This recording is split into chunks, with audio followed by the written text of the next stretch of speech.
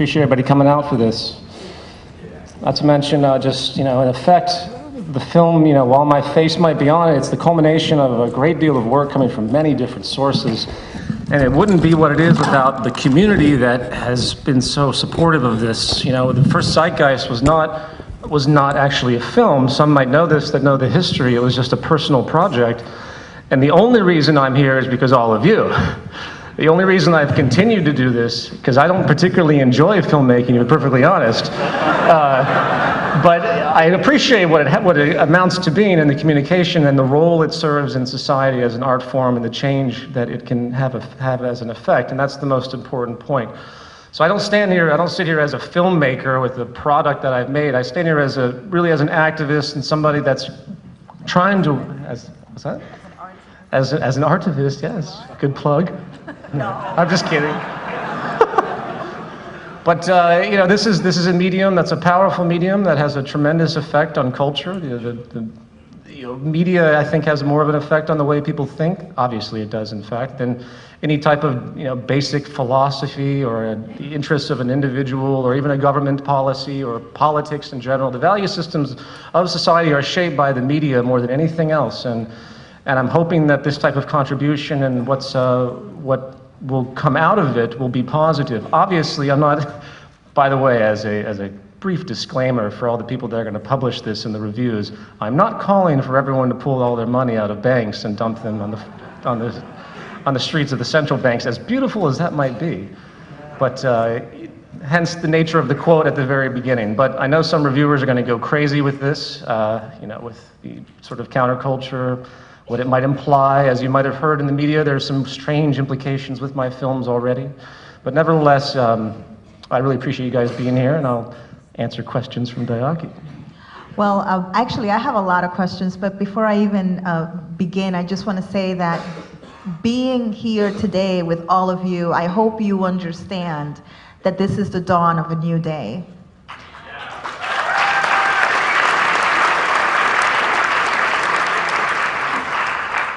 And this passion, this purpose, this idea for a resource-based society and global abundance is not something that our children will inherit. It's something that we get to create and we get to inherit in this lifetime. That's how possible this is. That's how possible this is. And we were talking a few months ago, and we actually talked about that. How quick would it take to create this world? And I told you, in the blink of an eye. And in a sense, absolutely. It's an awareness issue. As Jacques pleaded with the world in the 1970s and through his whole life, we have the technical capacities to do tremendous things. It's the ideological structures that hold us back, and people holding on to this system because of their self-identification. Of course, don't need to comment on the nature of power and the addiction of power, which was so important and so eloquently pointed out by Dr. Gabor Mate. And I really think it's a very important thing to consider, that the sickness that we see in culture that we think is human nature and such is these processes of dopamine-related addictions. People get these addictions to power and they want more and more, and it's beyond all rationale. And that's really what rules the world today, is that form of addiction. And it's rewarded, and it's a sickness. But that is really what stops everything that moves in sort of a progressive sense, is these associations that lock, the mind lock is set, the culture, the status quo is created, and anything that goes against it is hit with a tremendous backlash, because it's not only interfering with the power establishment in their interworkings, but it's also interfering with the social identification, the identities of the individuals that really want to believe that the world we live in is in support of them. And unfortunately, this paradigm is an anti-human paradigm that we live in. So hopefully, and it's a process of evolution too. We could change the face of the earth in 10 years, as Jacques said, if there was an interest to do so. You could do it immediately if you really wanted to do it. So people that say, oh, this will never happen, the reason they say that is because they understand the value problems. They say, well, there's too many, it's too complex, there's too many people, how do you orient the technicals of the property issue and getting the resources from the corporations? Obviously, it would take an initiative to get the corporations to understand that it's in their self-interest as human beings to begin this type of process, begin this type of organization, and responsible management of society and taking account for human well-being, and not just eating and drinking, but of the nature of what we need as human beings, of what gives us, what enables us to be prosperous, not be neurotic, not develop addictions, and all those things that people might wonder. Some have already asked me, like, why would the first section didn't make sense to me? And I'm like, well, you're missing something very, very important, is that the first section sets up the reality that there are core human needs. And if there's anything we ever need to relate to, it's human needs that will affect our psychology, that will affect, of course, our physiology, our propensities across the entire spectrum of human behavior and disease. And that's exactly what this is about. It's about making a society that actually caters to human needs, not where you have to distort yourself in order to participate, which is exactly what we do now. But in the end, and just as a final point, the nature of the breakdown, this system's not going to be around for that much longer, one way or another. The question is, what we're really fighting for in the basic sense is, what will the new paradigm be? That is what's going to happen. I mean, we have the sickness, the denial and sickness of those that are really in control of things have to be overcome in some fashion. I certainly never advocate violence or anything of the like, but we can only hope the rationale of the breakdown, as at the very end, if you remember from Zeitgeist Addendum, those that follow the series, the consciousness I is the oldest symbol of consciousness that there ever is, and it occurs with the fictional central banker, and that's the hope, is that the people that really are in control will finally wake up and understand that it's in their self-interest and for their family and for their kids and their grandkids to stop this bullshit known as modern society today. It really blows your mind when you put it into perspective what we're doing today. So I'll leave it at that. I mean, does anyone here walk around feeling completely abnormal? I mean, I walk around like I just feel absolutely insane when I interact, and I'm walking down the street and I'm looking at what the hell's going on. I'm like, God damn, I should be in an institution. I think a lot of people, most people in institutions are actually normal in a real sense. They just can't deal with the fucking insanity that we deal with today. Yeah.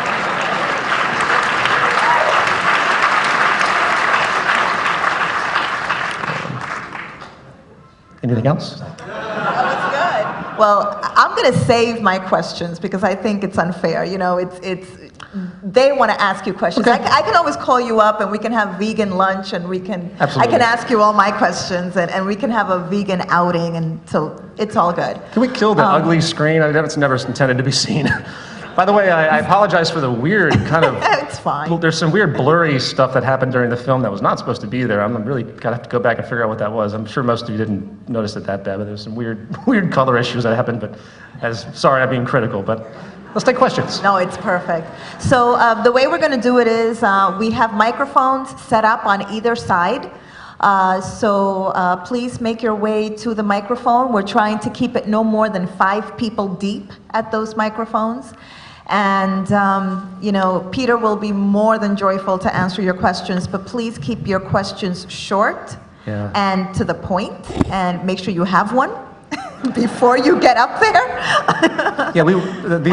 In my experience with these Q&As is that there's a tendency for people to want to pontificate a little bit when they ask the question. They actually will preface their question with a long treatment. Please don't do that. Yeah. Because everyone else wants to ask a question, and we don't have much time here tonight. Exactly. So just ask a straightforward question. I really appreciate that. Yes, and the last time we did a Q&A with Peter, you know, it was like a 3-hour Q&A. No one wanted to leave. So, you know, we want to give time for everyone to be able to ask questions. Before we start with the first question, what I really loved about the film is what we're all about and advocating for with Artivist and collectively with what we do, which is not just focusing on the problem, but really presenting the possibility. Yeah. And I always say the possibility is so much more amazing than the problem ever was. I would add one thing to that. It's a little bit of a tangent on what you just said, but it's important, is that people complain all the time. People love to complain. And you'll find that the complaints and say, you know, like WikiLeaks put out all this information. You know what? Number of months, guess what? All the stuff WikiLeaks put out, not going to do a goddamn thing. Yeah. The complaints and exposure, believe me, I went down that road too, like my first film. You think if you expose everything, somehow it's going to change something. doesn't. The real danger to the establishment is not exposing their shenanigans, to put it nicely, is showing a solution and getting people on board with something different. That's the danger of the establishment. Okay, so let's start over here with the gentleman over here. Yes, please. I was just wondering, could you hear? Yeah. Yes. Okay, I was just wondering, in regards to the film, I was under the impression that you was going to start a resource-based economy experimental city with the proceeds from the film. Well, no, that was never discussed. Maybe in passing, someone might have commented on that. The proceeds of the film, I couldn't expect, I have no idea what's happening. I'm not making a dime off any of the releases that are happening globally. What's happening is all the money is going towards the chapters. In effect, I feel that the public awareness of this issue is more important than a technical example right now. Getting people to understand the sheer logic that I went through in Part 3, Project Earth. So while I think it's a great idea eventually to put it to test, which we need to do, but that would take an extravagant amount of money and a monetary system to do so. Not to mention trying to find a country that would even allow it. There are ideas put forward by the Venus Project to create like a test city that's also an educational facility, like an amusement park type thing. Lots of this stuff has been talked about for years. But for me, I think the most important point is simply getting the understanding and permeate that understanding as far and wide. So to answer your question, no, nothing like that for this film. All the proceeds are going towards the chapters so they can continue to increase awareness in their regions. Thank you for your question. Now we're going to come over here to the other side. Yes, I'm curious in the vein of solutions and offering solutions. Next to the monetary system and replacing it with something different, the energy system seems to be the thing that is holding us back the most. And I'm curious if you did research and if the Venus Project has done research into the free energy technologies, the hydrogen-based technologies, the things that really offer a completely new paradigm with regard to energy production and availability. So that the world is dealing with energy that's essentially free, that allows that egalitarianism to have a non-monetary substance to it. And I'm curious how much work you did with that. And sort of like Rupert doesn't talk about it. He talks about it like there's a lack that can't be undone in the energy well, in world this right system, now. there certainly is. I think when he describes it, he's really relating to this system, because monetarily, as I denoted at the end of this film, monetarily, there is no way you are going to see the energy infrastructure change as fast as it needs to allow for basically the sustainability that we see today to continue. As far as energy itself, Jacques Fresco has done outrageous amounts of research on energy, and the levels of energy that we hear about, all the sorts of renewables, solar and all the basic stuff, but there are all sorts of other very subtle, complex forms of energy, like pressure transducers. Buildings move. They move all the time, you just don't know it. And you can build these pressure transducers within the walls, and the subtle nuance of the building moving, with enough of these can create energy. I mean, any heat differential, any type of motion, any type of radiation is energy. Everything's energy. It's simply a matter of figuring out how to harness it. But back to the point of the problem with this system, there are solutions, and they have to, oil is like a superpower energy that we've been using, and it's really concentrated, and it's been very effective in its versatility as easy to move around and everything else. The new paradigm will not be as simple. You'll have supercapacitors that will replace the engine of cars, meaning the battery, not oil, obviously. That technology, battery technology, we don't have to discuss. It's been around for a long time. We can go many, many miles on charges of battery. That's common knowledge, even though the public really doesn't face it. But the advanced forms of energy, the heat differentials, using the ocean, using differences in temperature simply between the topsoil and lower attributes of almost anywhere on the planet, it's simply a matter of getting that process in place, which is a completely radical shift from what we have now, which again is not going to happen in the monetary system. There is no way you're going to see financing for something as colossal as this, and that's the real problem. There's no problem with energy if we didn't have the monetary barrier. That's the point that I would like to see brought out more, is that the solutions exist. Yes. The solutions are all there. The research and development is essentially done. All that is lacking is the knowledge, the willpower to implement them. All that's lacking is the well, I'd say it's less lacking as it is the fact that the barrier of the establishment. What's not lacking, it's the problem of this profit system that we have that will not put anything in place unless people can make money off of it. And there's no way anyone's going to make money off of the total energy revision, not to mention once it's set up, if it's done correctly and efficiently and with the maximum sustainability protocol that I denote in the film under the third section, which is technically defined, by the way, it's not an opinion that I'm throwing out there, it can be implemented and it can be put together and it will work extremely efficiently. So, excuse me, by the way, I haven't had much sleep, so if I deviate a little bit, try to snap out of it. So I hope that answers your question. You did, you Good. did. Next person, please. Do you think that big government could play a role in the transition, and how? Well, the word big government, of course, is loaded, so we'll just assume that government in general. Do I think government can play a role? Obviously, you're going to have some form of governance to get anything like this done. You have to have a scientific community that's looking at the potentials, the possibilities, tracking the resources, and putting together the system that can enable this type of management process on a global scale. So yes, I mean, but I wouldn't refer to it as government as we know it today. I mean, we're not talking about Republicans and Democrats doing this, no. What would we call it? What's that? What would you call it? I wouldn't call it anything except people that are educated in the fields relevant. So you have someone that actually has been educated on what it means to set up a systems, a computational system, a programmer that can actually track all the resources. People that have been renewing and testing renewable energies in their labs and seeing what's possible. It's a scientific world, whether we want to believe it or not. You know, as Jacques said, cold science, there's this stigma to science. Science is the warmest thing. It's the most loving thing ever conceived, ever presented to us. Science is, I read a review and the guy was so cynical of the film, it was one of the first reviews, and he's like, science worship. Peter Joseph's not as bad as L. Ron Hubbard, but he's got this science worship thing. And it was so belligerent, and because he didn't even listen to anything. He's like, oh, he just hears science. Oh, they're talking about science. You gotta be Scientology. So those stigmas there has to be, anyway, I could go on many different tangents on how you could divide up the sectors of analysis and sectors of approach. Jacques could talk about this at length. This is exactly what he has thought about for so long. It's in his book. They're interdisciplinary teams is the term he uses. Is it the book, The Best Money Can't Buy? Is that what you're talking about? Okay. Yes. Thanks. Next question, please. All right, Peter, thank you, first of all, for the amazing series of films. Thanks. And wanted to address something that came up in addendum. You gave some practical do's and don't do's. One of them was don't join the military. The end of this movie, you show the guy taking off his helmet and putting it down. We need open-minded, educated individuals in law enforcement and in the military that will disobey unlawful orders to prevent bloodshed. Yes. Well, that's a temporal issue, though.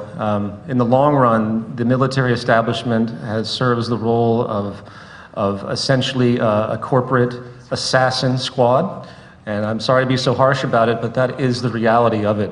The most people that are in the military are very good people, but unfortunately, just like everybody, victims of culture emerge in this culture, and I feel nothing but horrible for the 1 in 4 veterans that commit suicide. Human beings are not meant to kill each other, okay? They're not meant to kill each other. Dr. James Gilligan, the expert on violence, he says the first thing they do when they bring in someone for murder is put them on suicide watch. First thing they do, because the trauma of engaging in that type of violence for the average human being is so severe that the first thing people want to do is kill themselves. And you see the phenomenon throughout the world. And the military is a classic case in point. 1 in 4, more people I think have died of suicide from the war in Iraq, if I remember correctly, than they died in the actual battle in America. That tells you something very, very important about the so-called human nature, what it means. There is a human nature. It has to do with a set of needs, necessities, and interactions. Can someone be conditioned to be a mass murderer? Of course, and not have any remorse? Yes. But Generally speaking, human beings are not meant to kill each other. And I think that becomes very, very clear when you analyze the actual data of what happens through time. And back to the military, you know, I have no disrespect for anyone in the military. I do stand by that, holistically speaking, while protection is a firm reality in this culture, while it's just the nature of the system creates the need to have protection. In the long run, it's not a solution. It's not a solution. So the anti-violence issue is so important for everyone to realize, and the middle ground of defending it by intermediary issues is unacceptable. Just to say that we need it now is not a solution. It's not a point that holds any validity when you actually put things in the broadest view. So to conclude my long-winded statement, the answer is that no one should join the military. And I interact with people in the military all the time, and I tell them, just leave. If everyone leaves, no one goes to war. Imagine if there's no, I mean, people, let me say one more thing. People say, oh, Hitler. We need the military to defend against people like Hitler. Hitler brainwashed hundreds of thousands of soldiers to follow him. If these soldiers could think for themselves, if they had been taught how to think critically, none of them would even pay attention to what Hitler had to say. That's the way you have to think about it. And one more final thing. Poverty in this country is the ultimate driver for personnel for the military. The people in power want poverty because they know they can get their arsenal of cannon fodder from the poor, while they pretend that it's for college education. Anyway, sorry.